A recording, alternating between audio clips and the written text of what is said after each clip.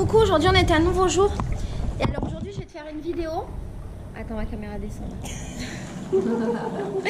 Aujourd'hui je vais te faire une vidéo où je vais te parler de sperme. Alors si tu te demandes où je suis, en fait je suis à Real des Cabos. C'est une petite ville du Brésil qui est magnifique, c'est une ville touristique. Et en fait là je suis dans la piscine de là où j'habite. C'est vraiment chouette. Et cet après-midi je vais à la plage. J'avoue, ma vie elle est jolie. Aujourd'hui c'est une jolie vie. Bon, j'ai ouvert mon cahier en me disant je vais faire une vidéo. Et je suis tombée sur une vidéo qui s'appelle Peur du sperme. Et pourquoi je te fais cette vidéo? C'est dans la même lignée que la vidéo du caca. Je me sens très observée. Il y a deux meufs avec moi qui m'observent.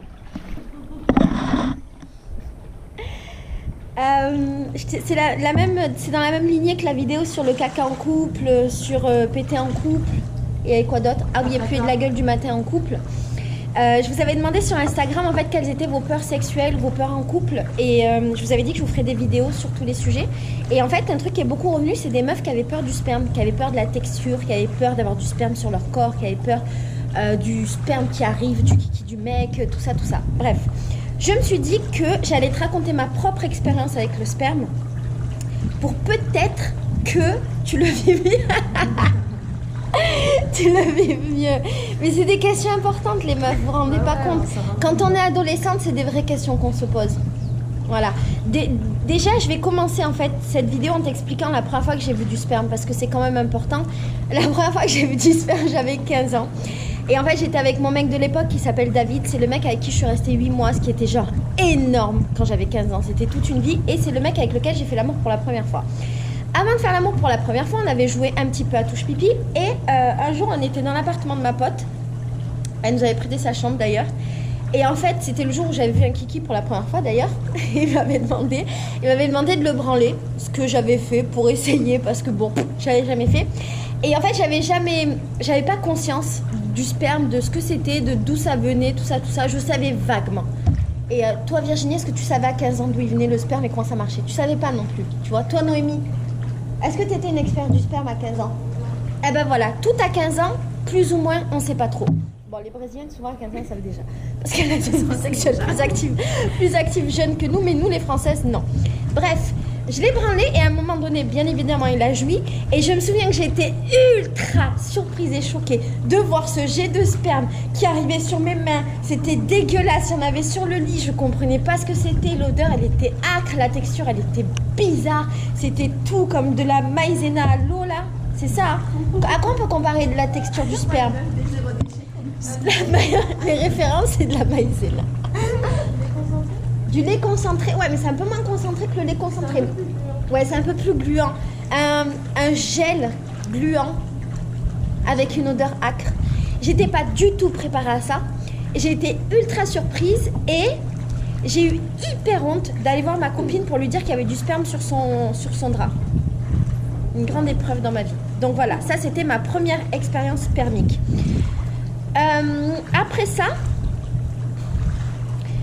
ça, quand j'ai eu des rapports sexuels non protégés avec mon mec, non protégés parce que je prenais la pilule et que je n'avais pas fait de test, mais parce que j'étais vierge, j'étais vierge. On était vierges tous les deux et je prenais la pilule. Bref, c'est pas important. Je me souviens que la première fois qu'il a joui à l'intérieur de moi, j'ai été très choquée après de découvrir que le sperme il redescendait. Parce que dans les films, on voit toujours les gens qui font l'amour. Et après, ils restent là, ils sont contents, ils dorment. C'est pas vrai, les meufs? Personne nous dit que le sperme il redescend. Moi, je croyais que le sperme, il allait rester à l'intérieur de moi-même. Eh ben non, il redescend. Ok, la Vierge? Il y a la Vierge avec nous. Ouais. Du coup, ça lui fait un petit cours d'éducation sexuelle.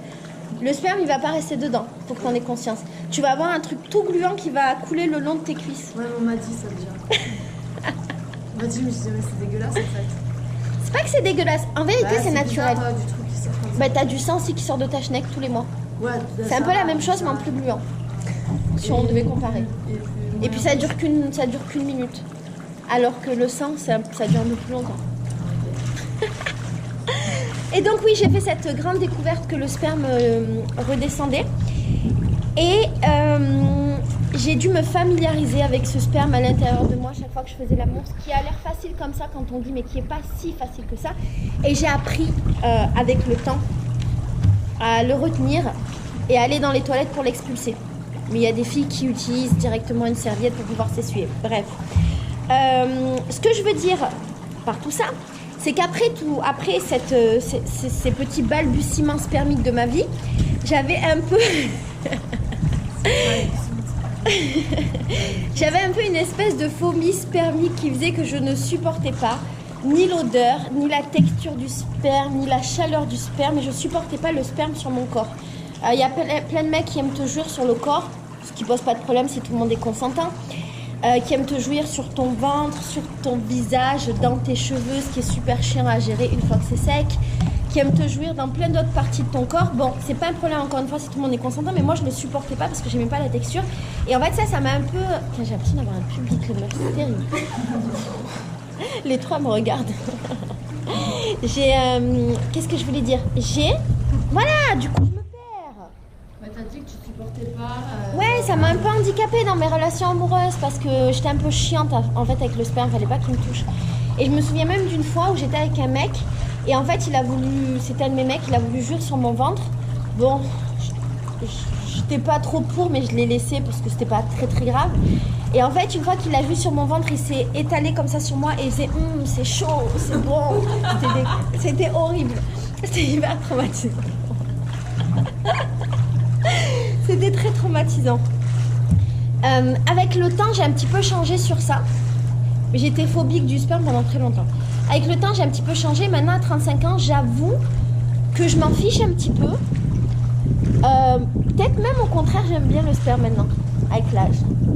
J'aime bien le sperme parce qu'en fait, c'est quelque chose qui vient de l'autre et comme je l'aime, du coup, ça me dérange plus trop. Mais c'est vrai. C'est vrai. Tu aimes pas ce que c'est l'andro ou tu aimes pas ce que... Ben, les andros, par exemple, si j'ai du sperme de lui sur mon corps, je m'en fous un peu. Oui, mais justement, c'est ça la question. Est-ce que t'aimes parce que c'est les andros ou juste parce que c'est comme t'as dit là? Non, d'autres mecs, ça m'aurait pas...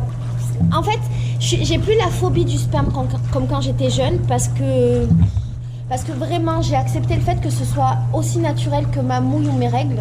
Ça vient du corps de l'autre, donc c'est pas quelque chose de sale et ça c'est très important, c'est pas quelque chose de sale. Donc je suis plus du tout phobique du sperme et les mecs peuvent mettre leur sperme sur à peu près toutes les parties de mon corps. Sachez-le. Sans que ça me dégoûte. Mais par contre, j'avoue que c'est pas ce que je préfère dans la vie.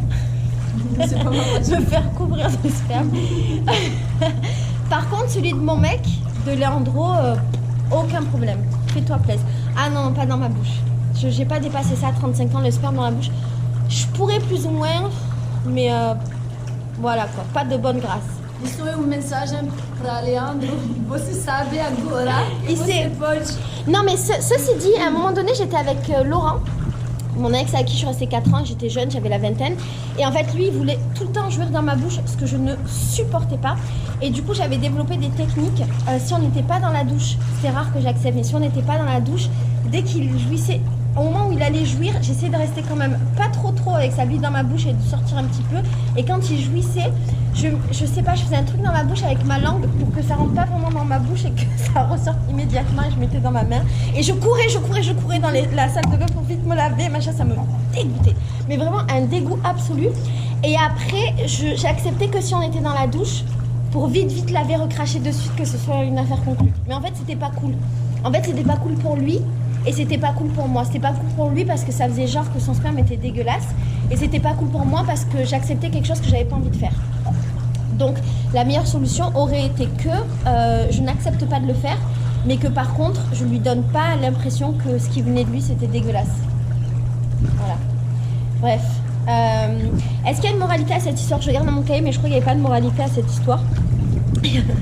Non, la moralité de cette histoire, à travers mes expériences spermiques et peut-être les tiennes auxquelles tu as pensé en regardant ma vidéo, c'est que je comprends que toi, en étant jeune, tu aies un petit peu peur du sperme, tu aies peur de ce liquide un peu bizarre, machin, qui sort du kiki de ton mec ou de ton pas mec.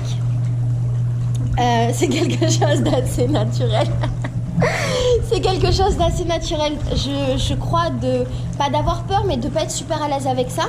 Ce qu'il faut que tu retiennes dans ta tête vraiment, c'est que c'est pas quelque chose de sale. C'est quelque chose auquel nous on n'est pas habitués les filles parce que on n'a pas un corps qui en produit, donc on n'a pas grandi avec. Mais je pense que c'est un peu la même chose avec les mecs quand il est question de nos règles et de notre mouille, c'est quelque chose de bizarre.